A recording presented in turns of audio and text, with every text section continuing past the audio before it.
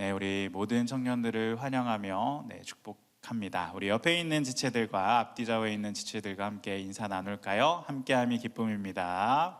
네, 함께함이 기쁨입니다. 네, 지난주 담임 목사님 설교가 제목이 뭐였는지 아시나요?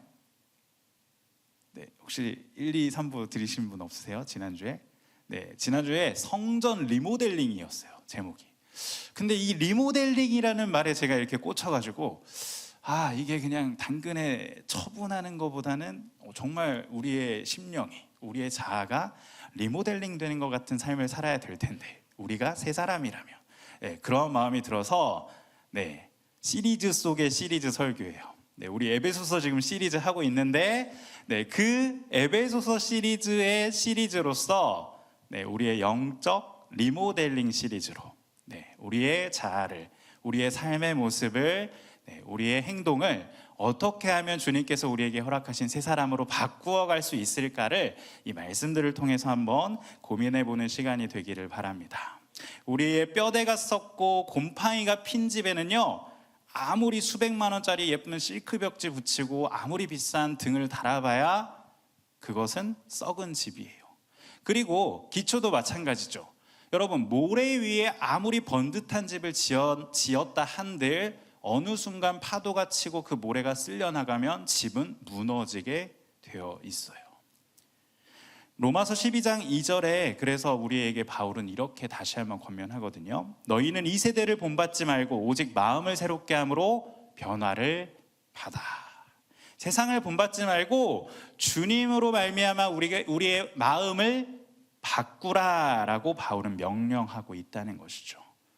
낡은 자는 이런 땜질 처방이 아니라 전면 철거와 재건축, 이 리모델링이 필요하다는 것을 우리가 기억하면서 무너져가는 이 세상의 가치관 속에서 우리는 어떻게 우리의 이 낡은 영혼의 집을 철거하고 새 사람으로 리모델링 될 수 있을까를 오늘 말씀 속에서 한번 발견해 보기를 소망합니다.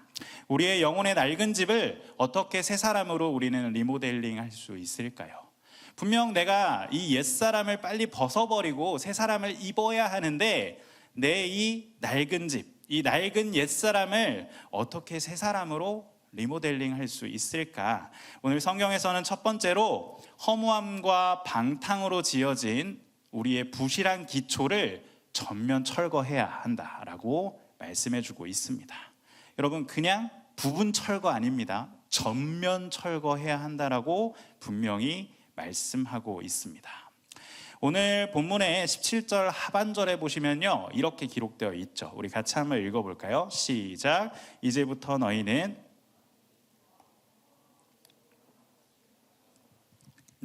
바울이 지금 무엇이라 말하고 있죠? 이방인이 그 마음에 허망한 것으로 행함같이 행하지 말라.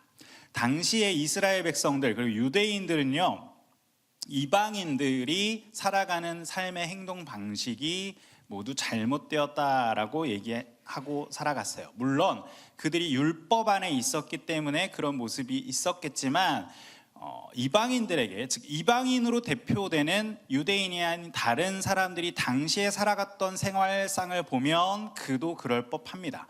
굉장히 방탕한 삶을 살아갔고요, 또 이방신을 섬기는 그런 제단에서는 자신들의 자녀들까지도 불로 바쳐 드리는 제사들도 이루어질 만큼 그들의 삶은 너무나도 추악하고 방탕했어요. 그리고 여러분이 잘 아는 고린도라고 하는 그 도시, 고린도전서가 쓰인 고린도 도시에는 그 여신을 섬기는, 아데미 여신을 섬기는 신전이 있었는데, 그 신전에서 그 제사를 드리는 방법이 뭐였냐면 그 신전에 여사제들이 있고 그 여사제들과 혼음하는 것이 제사를 드리는 방법 중에 하나였어요. 그러니까 당시에 이방인으로 대표되는, 지금 바울이 이방인이라고 말하는 세상의 사람들은 다 허망함으로 행하고 있다라고 지금 바울이 이야기하고 있는 것이죠. 그들의 마음에 허망한 것을 따라 행한다라고 말하고 있는 거예요. 자, 그 결과가 어떻게 될까요? 그들이 그렇게 살아가는 결과가 어떻다고 바울이 이야기하냐면 19절에 이렇게 이야기하고 있습니다.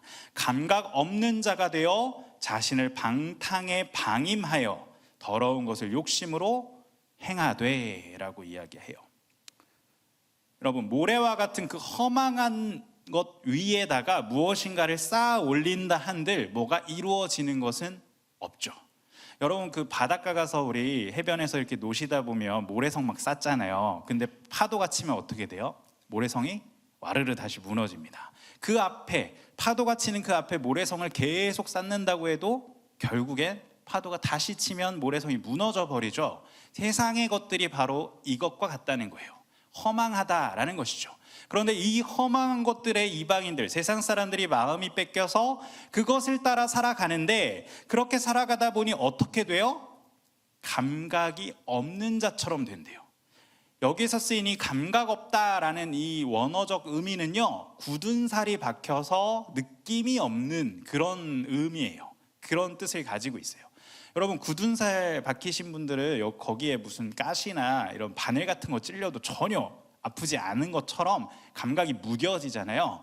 마찬가지라는 거죠. 그들이 그 허망한 것을 계속해서 쫓으면서 살아가다 보니 그것을 계속해서 갈구하게 되고, 그것을 계속해서 갈구하면서 행하는 많은 추악한 죄악들과 아까 이야기했던 그런 모습들이 이제는 전혀 부끄러워지지도 않았던 것이고, 방탕으로 방임한대요. 방임. 내 스스로를 어떻게 하는 거예요? 내버려 두는 것. 방임이라는 게 내버려 두다라는 거잖아요. 자기 자신을 방탕에 방임해 버려요. 이런 추악한 죄들에 자신을 방임해 버린다는 거죠. 그래서 더러운 것을 무엇으로 행해요? 욕심으로 행한다. 자신들이 아무리 이 방탕한 것을 행하고 행해도 그들의 마음이 이미 감각이 없어져서 그것에 둔감하여져 버린다는 것이죠. 그리스도인이라면 사실 고난 앞에 이렇게 굳은 살이 박힌 것처럼 감각이 무뎌져야 하는데, 그들은 방탕과 욕심에 굳은 살이 박혀서 아무리 더럽고 추한 모습을 가진다 한들 그것에 둔감해져 전혀 문제로 여기지 않았다는 것이죠. 그래서 바울은 로마서 8장 6절에 이렇게 기록합니다. 육신의 생각은 사망이요 영의 생각은 생명과 평안이니라. 기독교 변증가인 C.S. 루이스가 그의 책인 영광의 무게라고 하는 책에서 이렇게 이야기했어요. 허망함을 쫓는 인간의 비극을 이렇게 기가 막히게 묘사를 하고 있는데요, 우리는 무한한 기쁨이 제시되었는데도 바닷가 휴가가 무엇인지 상상하지 못해 빈민가에서 진흙 파이를 가지고 놀며 재미있어하는 아이와 같다. 우리는 너무나도 쉽게 만족한다라고 그는 기록하고 있습니다. 어찌 보면 이 모습이 바로 바울이 이야기하고 있는 17절에서 말하는 그 허망한 것이에요. 우리는 바닷가에서 누릴 수 있는 그 진짜 휴가, 여러분 다 엄청난 휴가 즐겨보셨잖아요. 푸른 산호초 바다 앞에서 이렇게 썬베드에 누워가지고 파도 치는 소리 들으면서, 아니면 동남아의 그 너른 바다 아래에서 첨벙첨벙, 아니면 제주도 푸른 바다에서 노시는 그런 장면들을 한번 상상해 보세요. 근데 그것을 몰라요. 그것을 모른다고 한번 가정해 보세요. 그러면 당장 내 앞에 있는 무엇인가 조그만 것에도 만족하고 재밌어 해요. 까르르 합니다. 그렇죠.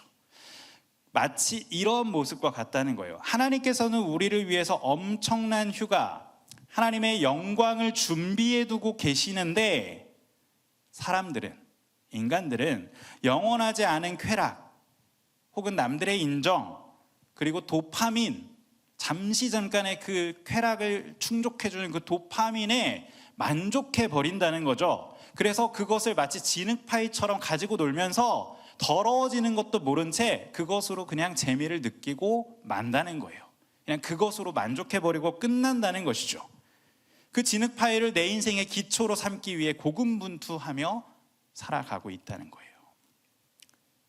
우리의 인생이 왜 작은 충격에도, 그리고 작은 고난 앞에도 쉽게 무너질까요?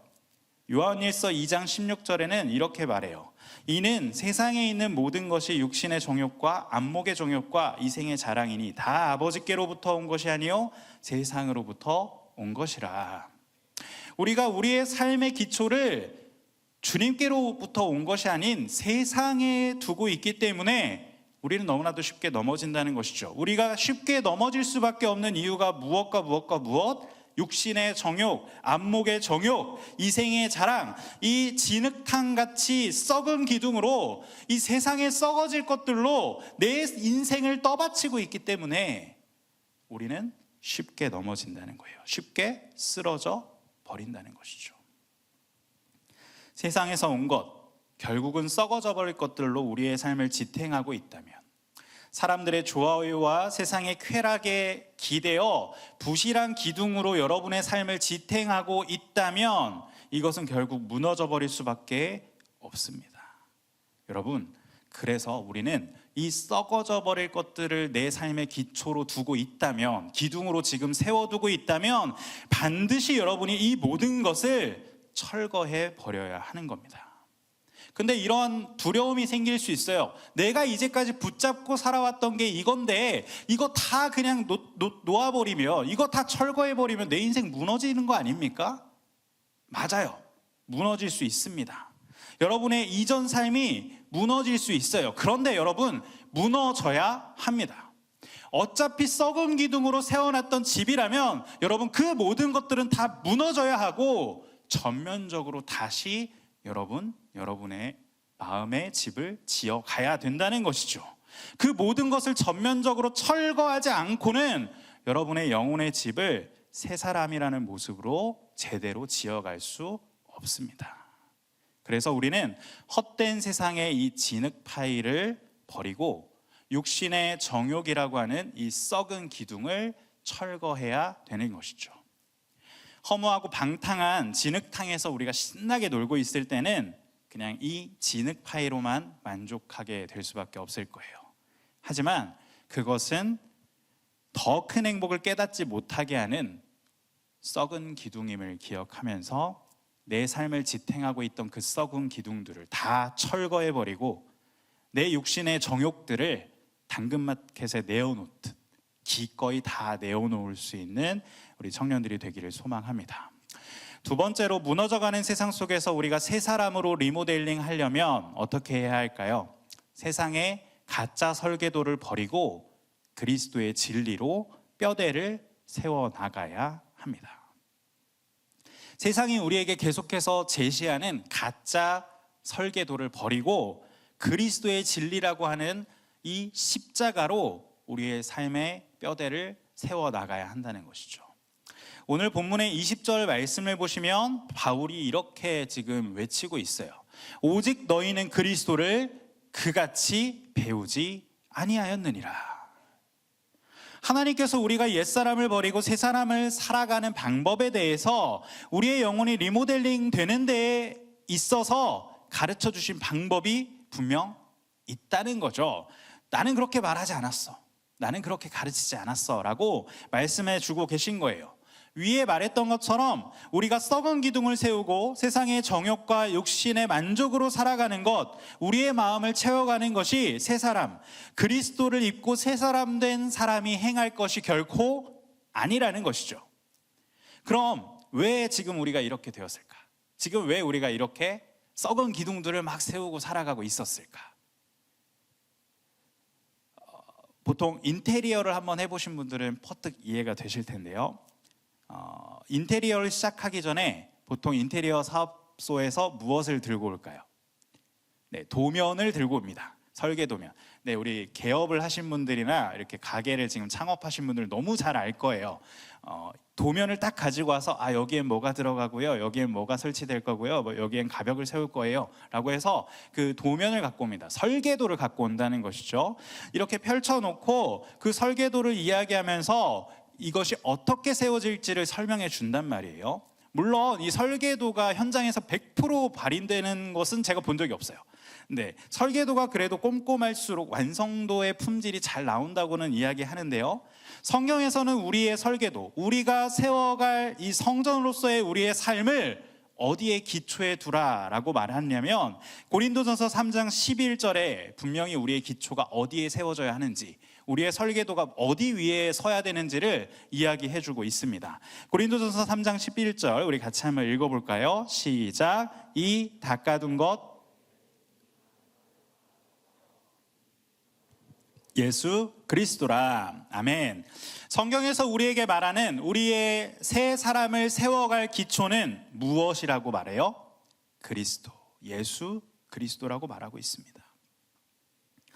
분명 우리의 삶은 그리스도 예수님의 그 십자가, 주님의 그 용서와 사랑이라고 하는 그 복된 기초 위에 세워져야 한다라고 분명히 말하고 있는데, 세상은 계속해서 우리에게 다른 설계도를 들이밀고 있는 거예요.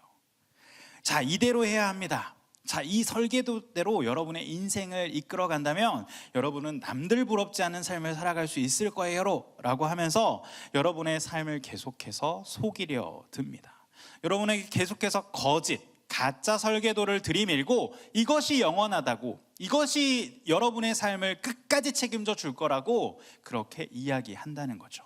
그런데 팀 켈러 목사님께서 거짓 신들의 세상이라는 책에서 이렇게 이야기하세요. 현대 사회가 우리에게 돈과 성공, 인정 같은 것들을 삶의 궁극적인 의미처럼 믿게 만든다라고 이야기하시거든요. 자, 이것들이 마치 우리의 인생의 설계도라는 것이죠. 다른 건 다 필요 없고, 자, 돈이면 다 되는 세상 아니냐. 돈 악착같이 벌어.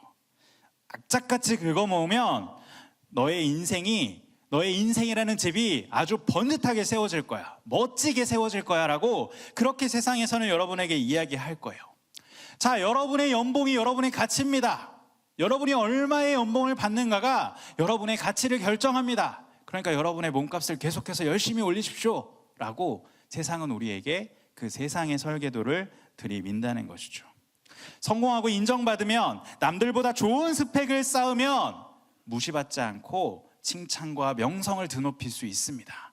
그러니 여러분 열심히 인정받고 스펙을 쌓으세요 라고 하면서 우리에게, 특히나 청년들에게 계속해서 이 가짜 설계도를 들이민다는 것이죠. 그런데 여러분, 설계도와 실제가 같을까요? 다를까요? 굉장히 다를 때가 많습니다. 제가 인터넷에서 예전에 한번 본 뉴스였는데 굉장히 유명한 세계적인 설계가가 저기 강남 쪽에 어떤 건물을 설계를 했어요. 그 네모난 게 막 이렇게 기하학적으로 튀어나온 그런 건물이었어요. 빌딩이었어요. 그래가지고 사람들이 그 조감도를 보고, 그 설계도를 보고, 와, 이 건물이 이곳의 랜드마크가 될 거야 하고 엄청난 투자를 했습니다. 그런데 계속해서 공기가 밀리고 여러 가지 이렇게 자금이 어려워지면서 결국에 세워진 건물이 어떤 건물이었을까요? 그냥 일반적인 빌딩 모양, 창문만 네모난 모양이었는데, 그래서 많은 사람들이 이제 이건 내가 생각했던 게 아니다 라고 하면서 막 소송을 걸었다는 그런 뉴스를 제가 접한 적이 있는데, 자, 설계도와 실제가 굉장히 다를 수 있다는 거죠. 사실 인테리어도 마찬가지입니다. 인테리어도 번듯한 설계도를 아마 가지고 오실 겁니다. 많은 인테리어 업자분들이, 자, 이건 이걸 쓸 거고요, 여기에는 뭘 할 겁니다. 근데 실제로 들어가서 완성된 곳을 가보니 어때요? 뒤통수를 아주 세게 맞아가지고 설계도와 전혀 같은 게 없어. 다 막 난리예요. 근데 업자는 저는 설계도대로 했어요 라고 하면서 발을 뺀단 말이죠. 이러한 일들이 비일비재합니다. 세상이 보여주는 번듯한 설계도에 속아 우리의 영혼을 제대로 세우지 못한다면 여러분, 그 삶은 결국 아무런 의미도 없는 무의미한 존재가 되어버린다는 것입니다.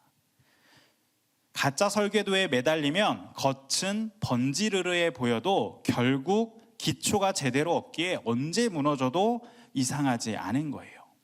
우리 서두에 보았던 아까 그 모래 위에 집을 지은 것처럼 번듯하고 멋져 보이지만 결국에 기초가 제대로 되어 있지 않기에, 설계도가 제대로 되어 있지 않기에 그 집은 무너질 수밖에 없다는 것입니다. 아침에 눈을 뜨자마자 나는 오늘도 다른 사람보다 뒤처졌는데, 세상이 이렇게 말하니까 나는 너무나도 한심하고 지금 너무 연약한데 라고 생각하게 만드는 그 세상의 설계도를 여러분 찢어버리시기 바랍니다. 생각도 하지 마시기 바랍니다. 여러분의 정체성은 남들의 평가나 여러분의 성취의 크기에 달려있지 않아요. 주님께서 우리에게 우리의 삶의 기초를 놓아주셨잖아요. 주님께서 우리에게 십자가를 통하여 자신의 기초를 우리에게 주셨어요. 내가 곧 길이요 진리요 생명이니 나로 말미암지 않고는 아버지께로 올 자가 없느니라. 주님이 우리의 기초가 되어주셨고 길이 되어주셨다는 거예요. 우리의 설계도가 되어주셨습니다. 그러한 주님께서 여러분 한 명 한 명에게 이렇게 말씀하시죠. 너는 내 핏값으로 산 나의 자녀야. 너는 내 존귀한 자녀야. 너는 내 사랑하는 자녀야. 라는 이 놀라운 십자가의 진리, 참된 복음의 설계도를 우리에게 주셨다라는 것이죠. 그래서 우리의 삶을 이 설계도 위에 세워갈 때 우리의 삶은 주님이 원하시는 새 사람을 입고 살아갈 수 있는 것입니다. 참된 복음의 설계도를 붙잡고 우리가 살아가야 헛된 것들을 쌓아 올리는 삶이 아닌 주님이 원하시고 바라시는 새 사람의 집을 쌓아 올리며 살아가게 될 줄 믿습니다. 세상의 설계도가 아닌 나를 살리는 그리스도의 가르침 위에 세워져야 하는 것입니다. 악덕한 그 인테리어 사장에게 속아가지고 번듯한 그 설계도만을 믿고 있다 뒤통수를 맞는 사람들이 많은 이 세상 속에서 어찌 보면 집보다도 가장 중요한, 더 소중한 우리의 자아, 우리의 심령을 세워갈 때 이 세상의 거짓 설계도에 우리의 자아를 맡기는 것이 아니라 오직 그리스도의 십자가, 그리스도의 그 가르침의 설계도 위에 우리의 심령을 온전히 세워갈 수 있는 우리 맑으생광천교회 청년들이 되기를 소망합니다. 마지막으로 우리의 영혼을 리모델링하기 위해서 우리에게 무엇이 필요할까요? 땜질 처방, 임시 처방이 아니라 거룩한 새 사람의 집으로 이제 완벽하게 입주해야 됩니다. 그 새 사람의 집에 우리가 온전히 들어가야 한다라고 이야기해요. 여러분, 우리 집이 너무 낡았어요. 구축이야. 너무 오래됐어요. 그러면 이 집을 가장 잘 고칠 수 있는 최고의 방법은 뭐죠? 조금 불편하지만, 아니 많이 불편하겠지만, 많은 불편을 감수해야 되겠지만 싹 다 비워내고 싹 다 철거한 다음에 전면적으로 다 고쳐서 새로 들어가면, 새로 입주하게 되면 그것이 바로 오래된 집을 고칠 수 있는 최고의 방법이죠. 오늘 본문 22절부터 24절에 바울이 말하는 것이 바로 우리의 영혼을 새롭게 하는 이 영적 리모델링의 완벽한 순서거든요. 우리 22절부터 24절 먼저 한번 읽어볼까요? 시작. 너희는 유혹의 욕심을 따라 썩어져가는 구습을 따르는 옛사람을 벗어버리고 오직 너희의 심령이 새롭게 되어 입으라. 아멘. 자, 여러분 잘 따라와 보십시오. 구습을 따르는 옛사람을 벗어버린다. 네, 이것은 철거입니다. 철거예요. 우리의 모든 것, 옛사람을 다 버리죠. 아까 처음에 얘기했던 것처럼 다 비워내는 거예요. 철거해버려. 내가 가지고 있었던 나의 옛사람의 자아들, 죄를 지었던 행동들, 못된 말을 했던 나의 입술들, 그리고 남을 상처 주었던 그런 모습들 다 버리는 거죠. 철거해 버리고 심령이 새롭게 되어, 즉 우리의 설계를 이제 변경합니다. 세상의 설계도로 막 우리가 열심히 나의 삶을, 나의 자아를 쌓아오고 있었다면 우리의 무엇을? 심령을 새롭게 함으로, 이 설계를 변경함으로 십자가의 기초 위에 다시 건축하기 시작하는 거죠. 그리고 의와 진리로 지으심을 받은 무엇을? 새 사람을 입는 것. 자, 그렇게 해서 새롭게 건설된, 새롭게 건축된, 새롭게 리모델링된 새 사람 가운데에 우리가 어떻게 되는 거예요? 들어가는 것. 온전히 들어가 사는 것. 이것이 바로 바울이 지금 제시하고 있는 우리의 영적 리모델링의 순서입니다. 이것은 갈라디아서 5장 24절에 말하는 것처럼 그리스도 예수의 사람들은 육체와 함께 그 정욕과 탐심을 십자가에 못 박았느니라 라고 하는 이 말씀처럼 내 이전의 낡은 자아들, 내 옛사람의 어리석은 모습들, 부족한 모습들을 다 어떻게 하는 거예요? 십자가 앞에 다 폐기하는 일이에요. 청년 여러분, 혹시 주일에 막 눈물 콧물 쏟으며 간절히 기도해 놓고는 월요일에 똑같이 출근하고 학교에 가고 내 일상에 돌아갔을 때 죄를 짓고 넘어진 경험들이 있지 않으세요? 왜 그럴까요? 우리의 그 썩은 기둥들, 곰팡이가 난 집을 제대로 보수하지 않은 채 그냥 말씀의 벽지만을 덕지덕지 붙였기 때문이에요. 내 모든 자아는 제대로 리모델링 하지도 않은 채 그냥 오늘 들은 말씀이 좋으니 이 말씀을 내 심령 가운데 잠시 붙여두었어요. 잠시 벽지를 바르듯이 땜질하듯이 잠시 붙여놓았어요. 그래서 내 심령을 바라볼 때 잠시 붙여놓았던 그 벽지가 보이니 내가 이렇게 살아야지 하는 마음을 가질 수는 있겠죠. 그런데 우리의 자아는, 우리의 심령은 어때요? 여전히 내 안에 곰팡이 가득한 썩은 기둥들로 가득 세워져 있어서 이 벽지들이 아무 소용이 없어지는 거예요. 좋은 말씀은 잠시 한켠에 두고 구멍난 곳에 벽지만 대충 발라놓는다 해도 결국에 그 벽은 어떤 벽이에요? 썩은 벽, 곰팡이 난 벽이기 때문에 결국 잘 덮어두었다 해도 다시 그 곰팡이가 올라오고 썩어져 갈 수밖에 없다라는 것이죠. 그렇기에 여러분의 생각의 구조, 세상을 추구했던 모든 가치관들, 내 자아가 가지고 있었던 이 세상의 설계도대로 쌓아왔던 모든 것들을 어떻게 해야 해요? 전면적으로 철거해야 합니다. 십자가 앞에 완전히 철거하고 완전히 비워내야 한다는 것이죠. 분명 주님이 우리를 십자가의 은혜로, 십자가의 사랑으로 죄에서 건져 주셨을 때 우리에게 너는 여전히 이전의 모습 그대로야 라고 말씀해 주시지 않았어요. 주님께서 우리를 건져주시고 우리를 완벽하게 변화된 사람으로서 불러주셨다는 것을 성경은 이야기합니다. 고린도서 5장 17절 너무나도 유명한 말씀이잖아요. 그런즉 누구든지 그리스도 예수 안에 있으면 새로운 피조물이라, 이전 것은 지나갔으니 보라 새 것이 되었도다. 아멘. 여러분, 이 주님의 선언을 확신하시기 바랍니다. 주님의 이 선언을 믿으시기 바랍니다.